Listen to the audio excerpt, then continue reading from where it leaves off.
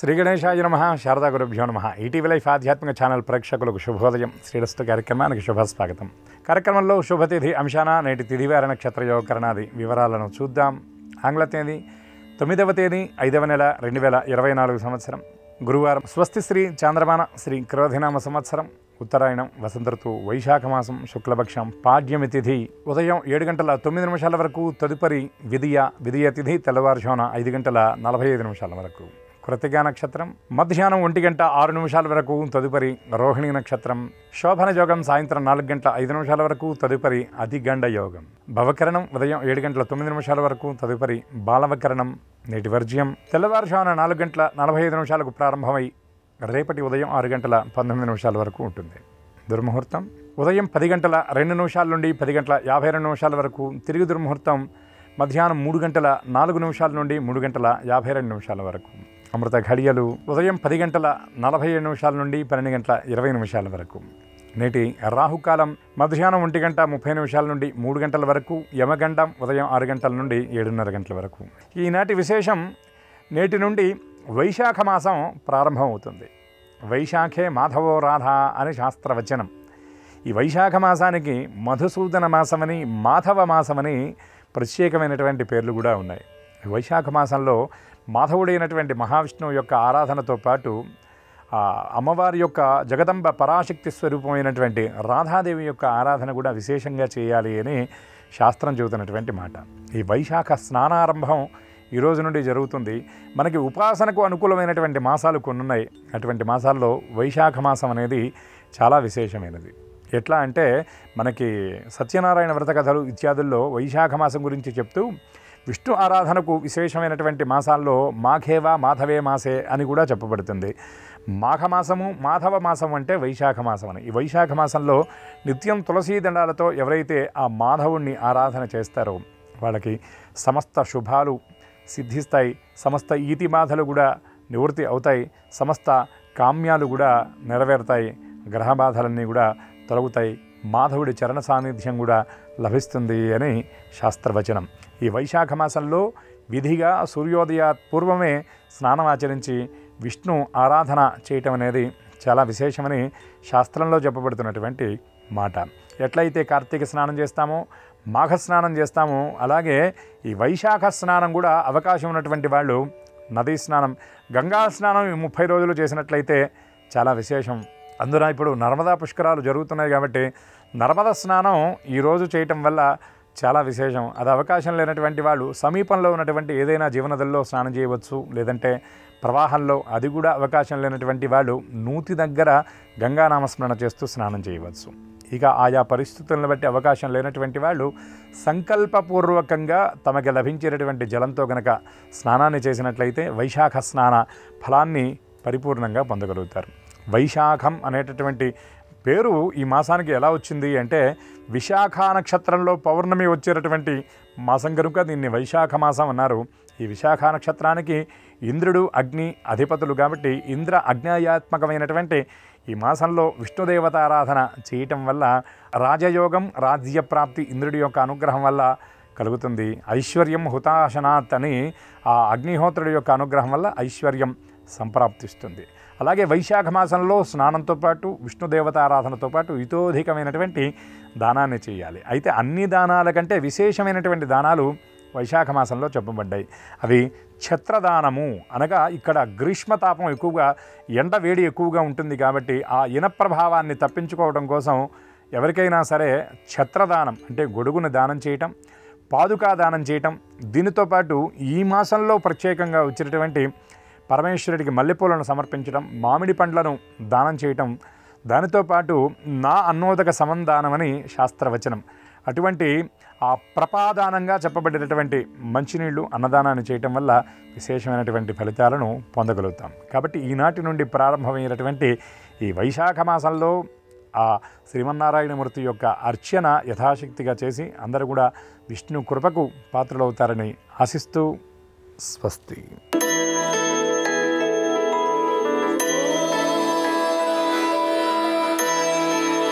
ETV life ఆధ్యాత్మిక channel ప్రేక్షకులందరికీ నమస్కారం.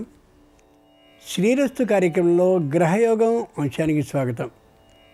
ఈనాటి గ్రహయోగంలో మేషాది ద్వాదశ రాశుల వారికి కలిగే శుభ అశుభ ఫలితాల్ని, అవసరమైన సందర్భాల్లో ప్రత్యామ్నాయ మార్గాల్ని తెలుసుకుంటారు.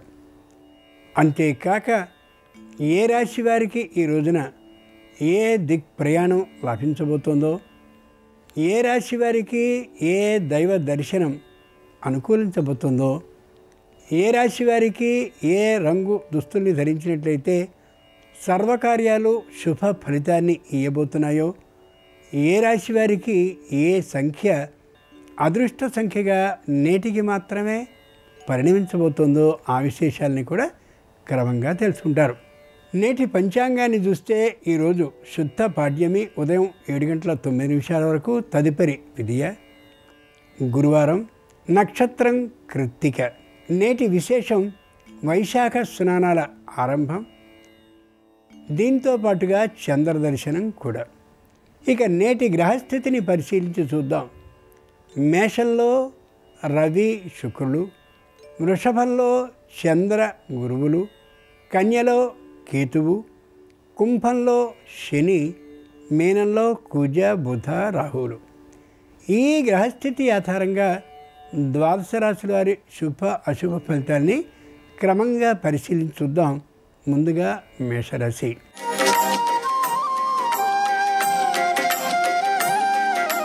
ఈరోజు మేషరాశి వారి ఫలితాలని పరిశీలించి చూస్తే ఎంతటి పరిస్థితి వచ్చినా రుణం చేయడం మంచిది కాదు. కుటుంబంలో అందరూ కలిసి మాత్రమే ఏ నిర్ణయాన్నైనా తీసుకుని తీరాలి. పారిశ్రామిక రంగానికి చెందినటువంటి వారు మాటని అదుపులో ఉంచుకుని మాత్రమే ప్రవర్తించాలి. భాగస్వాములతో విరోధాలు లేకుండా ఉండేలా జాగ్రత్తగా చూసుకుంటూ ఉండగలగాలి. ఏదైనా ఇంటిని కానీ లోగడ కొన్నట్లయితే వాటికి సంబంధించిన మరమ్మతుల విషయంలో ఆర్థికమైన ప్రణాళికను వేసుకుని దాన్ని మించకుండా ఉండేలా చాలా జాగ్రత్త పడడం అవసరం. చేతిలో పూర్తి సొమ్ము ఉన్నప్పుడు మాత్రమే కొత్తదైనటువంటి కార్యక్రమాన్ని చేపట్టాలి తప్ప పని ప్రారంభించిన తర్వాత సొమ్ము లోటు గురించినటువంటి ఆలోచనకి రానేకూడదు. ఆరోగ్య విషయంలో మాత్రం అందరూ జాగ్రత్తగా వ్యవహరించి తీరాల్సిందే. గురువారం సందర్భంగా మేషరాశి వారు షిరిడీ సాయిని ఆరాధించడం ఉత్తమం. వీరికి తూర్పు దిక్ ప్రయాణం లాభకరం. వీరికి అనుకూలించే రంగు నేటికి తెలుపు, అదృష్ట సంఖ్య నేటికి 7.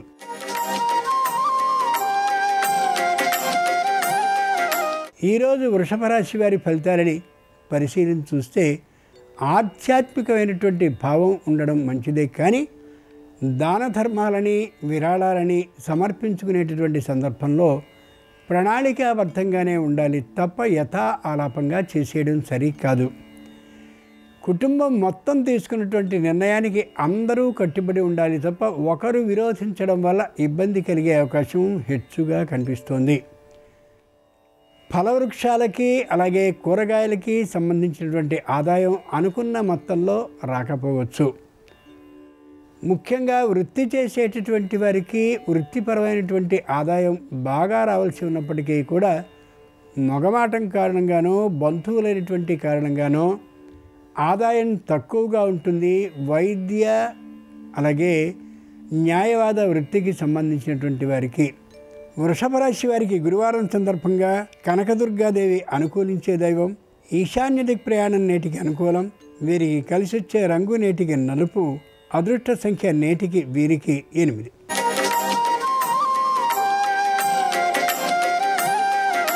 ఈరోజు మిథున రాశి వారి ఫలితాలని పరిశీలించి చూస్తే భార్యాభర్తల మధ్య అన్యోన్యత బాగుంటుంది. వినోద విహార పర్యటనని చేస్తారు. విశేషించి జల ప్రవాహాల మీద ప్రయాణాన్ని చేస్తూ మరింత సంతోషాన్ని పొందగలుగుతారు. సంతానానికి సంబంధించిన చదువులు మంచి అభివృద్ధి పథంలో సాగుతాయి. వారికి కట్టేటటువంటి ఫీజులు కూడా అంత ఎత్తుగాను ఉండే అవకాశం గోచరిస్తోంది. విదేశాల్లో ఉన్నటువంటి సంతానమే అయినట్లయితే మరింత ఆర్థికమైనటువంటి వ్యయానికి సిద్ధపడి వారు ఉంటారు. ఈరోజు సకాలంలో నిద్ర భోజన సౌకర్యాలు కలుగుతాయి. ఈ రాశి వారికి చేసేటటువంటి తప్పు ఎక్కడుందో దాని ద్వారా ఫలితాలు ఎలా లభించబోతున్నాయో ఎవరికి వారికి అర్థం చేసుకోగలిగిన రోజుగా ఈ రోజుని అభివర్ణించుకోవచ్చు. గురువారం సందర్భంగా మిథున రాశి వారికి అనుకూలించే దైవం ఆంజనేయ స్వామి. దక్షిణ దిక్ ప్రయాణం నేటికి అనుకూలం. నీలం రంగు నేటికి వీరికి కలిసి వస్తుంది. వీరి అదృష్ట సంఖ్య నేటికి 1.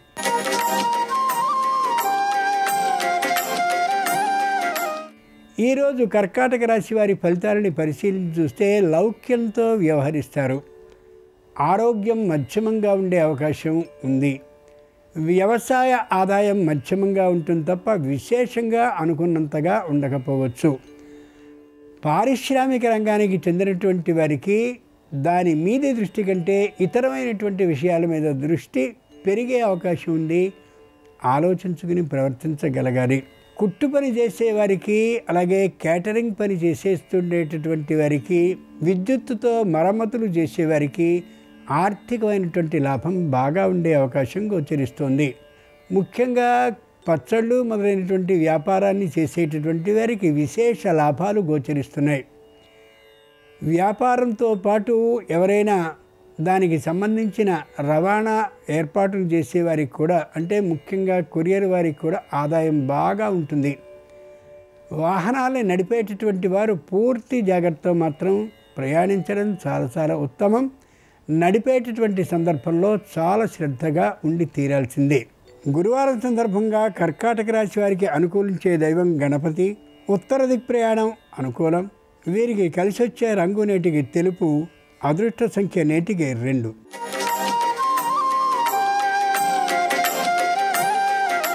ఈరోజు సింహరాశి వారి ఫలితాలని పరిశీలించి చూస్తే నిదానించి మాట్లాడడం అవసరం. కుటుంబంలో ఎవరి మీదైనా రుసరుసలాడడం కానీ జరిగినట్లయితే కుటుంబంలో చిన్న ఇబ్బంది కలగచ్చు. వచ్చి పోయేటటువంటి బంధు మిత్రుల కారణంగా ఆర్థికమైనటువంటి సంపూర్ణమైన వినియోగానికి కావాల్సిన సొమ్ము చేతిలో ఉంచుకున్నాక మాత్రమే ఏ పనైనా ప్రారంభించడం శ్రేయస్కరం. రుణం లభించే అవకాశం తక్కువగా ఉంది. పలుకుబడి బాగా ఉందని అందరూ అనుకునేటటువంటి కాలంలో అకస్మాత్తుగా పలుకుబడి లేనటువంటి విషయం నిరూపింపబడే సందర్భం గోచరిస్తుంది. కాబట్టి ఆలోచించి మాత్రమే ప్రవర్తించాలి. లేని పక్షంలో అపకీర్తి కలిగే అవకాశం ఉంది. గురువారం సందర్భంగా సింహరాశి వారికి అనుకూలించే దైవం సూర్యభగవానుడు. దక్షిణ దిక్ ప్రయాణం నేటికి అనుకూలం. కలిసొచ్చే రంగు నేటికి ఎరుపు. అదృష్ట సంఖ్య నేటికి 4 ఈ రాశి వారికి.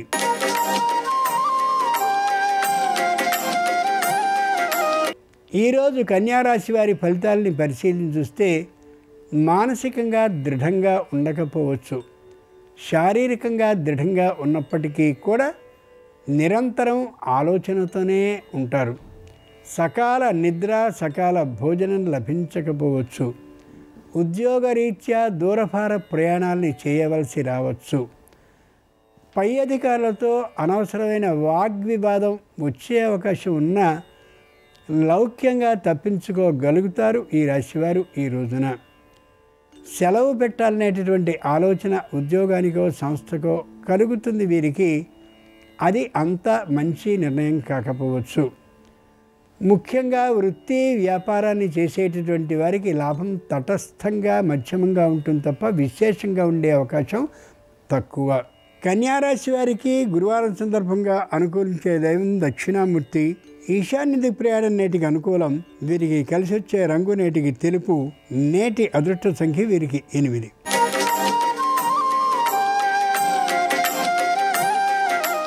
ఈరోజు తులారాశి వారి ఫలితాలని పరిశీలించి చూస్తే చాలా దృఢంగా ఉంటారు. మానసికంగా శారీరకంగా కూడా. ఉద్యోగరీత్యా దూర ప్రాంతానికి ప్రయాణించవలసిన అవసరం రావచ్చు. ఉద్యోగం కూడా వేరు ప్రాంతానికి బదిలీ అయ్యే అవకాశం బాగా గోచరిస్తోంది. కొత్త వారితో ప్రవర్తించేటటువంటి సందర్భంలో నిదానించి ప్రవర్తించడం చాలా అవసరం. కుటుంబానికి సంబంధించిన విషయాలని ఎంత గుంభనంగా ఉంచగలిగితే అంత అభివృద్ధిని సాధించగలుగుతారు. ఆర్థికమైనటువంటి పెట్టుబడిని అయిన వారి సంస్థలో చేర్చడం కంటే పెట్టడం కంటే ఏమాత్రపు మొగమాటం లేకుండా వ్యవహరించగలిగినటువంటి మరో చోట పెట్టుబడిగా పెట్టడం ఉత్తమం. తులారాశి వారికి అనుకూలించే దైవం గురువారం సందర్భంగా సరస్వతి. ఉత్తర దిక్ ప్రయాణం నేడు అనుకూలం. వీరికి కలిసొచ్చే రంగు నేటికి నలుపు. నేటి అదృష్ట సంఖ్య వీరికి 7.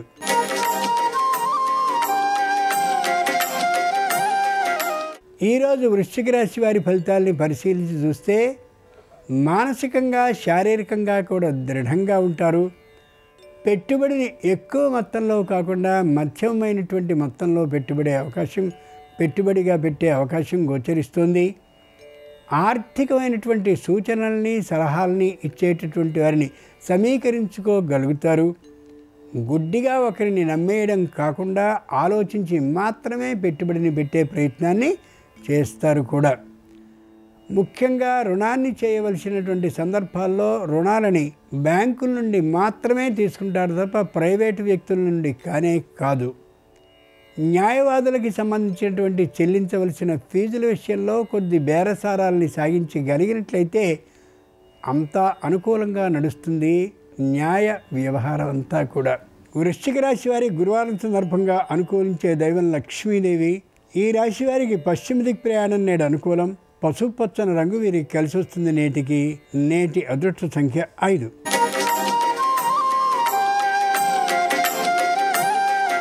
ఈరోజు ధనురాశి వారి ఫలితాలని పరిశీలించి చూస్తూ ఉంటే నిదానమే ప్రధానం అనేటటువంటి సూక్తిని ఆదర్శంగా తీసుకోవడం ఉత్తమం. ఎవరో ఇచ్చినటువంటి సలహాలని ఎవరో ఇచ్చినటువంటి సూచనల్ని తీసుకోవడం ఉత్తమం కాదు. సొంత నిర్ణయాన్ని తీసుకుని దాన్నే అమలు చేసేటటువంటి తీరుగా దిశగా ప్రయాణించడం ఉత్తమం.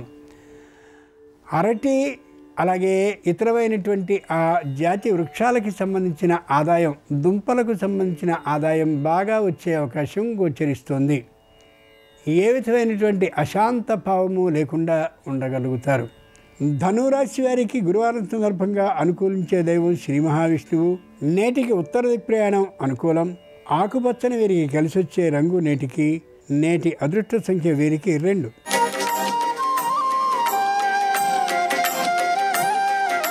ఈరోజు మకర రాశి వారి ఫలితాలని పరిశీలించి చూస్తే ఉత్సాహంగా ఉండగలుగుతారు. కుటుంబం అంతా నిర్ణయించిన నిర్ణయానికి మాత్రమే కట్టుబడి ఉండగలుగుతారు. కొత్త పెట్టుబడిని పెట్టడానికి ఇష్టపడరు. రుణాన్ని ఏమాత్రము తీసుకోకుండా ఉండగలుగుతారు. ఆర్థికమైనటువంటి నేరం ఏమాత్రము లేకుండా ఉండేలా చాలా జాగ్రత్తగా వ్యవహరించగలుగుతారు. బ్యాంకులకి తీర్చవలసినటువంటి అప్పులు ఏవైనా ఉన్నట్లయితే వాటిని తీర్చేందుకు ప్రణాళికని కూడా వేసుకుంటారు. గురువారం సందర్భంగా మకర రాశి వారికి అనుకూలించే దైవం శంకరుడు. ఆగ్నేయ దిక్ప్రయాణం నేటికి అనుకూలం. వీరికి కలిసి వచ్చే రంగు నేటికి తెలుపు. వీరి అదృష్ట సంఖ్య నేటికి 3.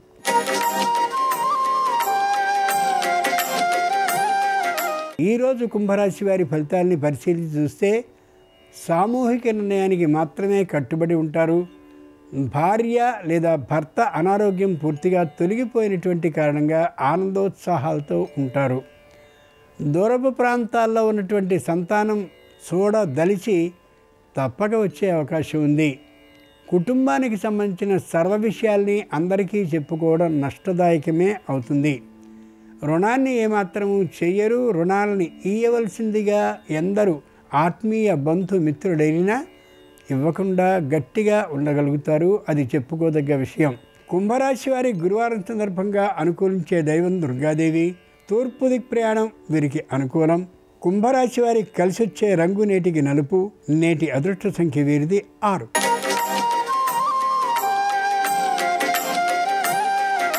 ఈరోజు మీనరాశి వారి ఫలితాలని పరిశీలిస్తే మానసికంగా నిరుత్సాహంగా ఉంటారు. శారీరకంగా కూడా నిరుత్సాహంగా ఉంటారు. ఎక్కడ బదిలీ అవుతుందో అనే భయంతో ఉద్యోగస్తులు కనిపిస్తూ ఉంటారు. వ్యాపారాన్ని చేసేటటువంటి వారికి ఎక్కడ దాడులు జరుగుతాయో అనేటటువంటి భయంతో ఉంటారు.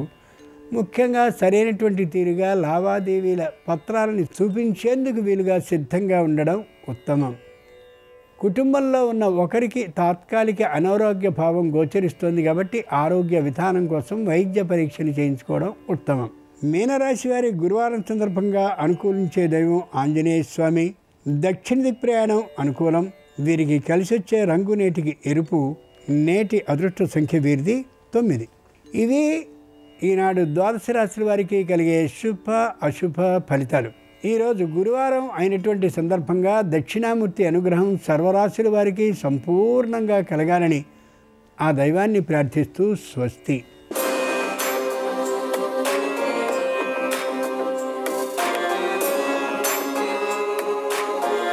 నమస్కారం. శ్రీరస్తు కార్యక్రమంలో పరిహారాలు పరిష్కారాలు అనే శీర్షికకి స్వాగతం.